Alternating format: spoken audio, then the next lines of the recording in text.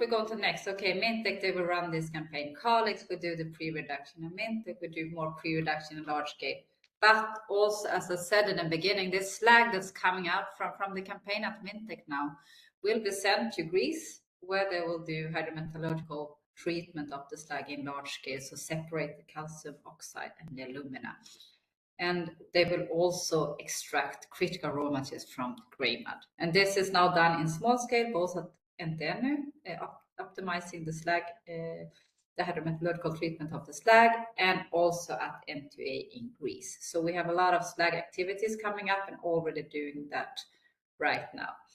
What we're also doing and what we will focus on the next webinar is that we are looking at the possibility of using MNO from that we extract in this process in battery applications. So this is a task that's shared between NTNU colleagues and in Australia and third. Yeah, I see the formula slide.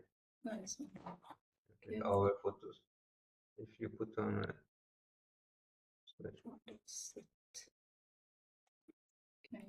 if I go now, you see the next now. Yes. Yes, but not when I'm in presentation mode. Okay, I do it like this now since we don't have so much time. So this is the slag that we will work on in large scale now, as said, in Greece in 2025 after Mintec has run their next campaign in March 2023 for 25 now, next year 25. So they will start working on the slag. And then, as said, the battery that we are also demonstrating in using manganese from this process in battery applications.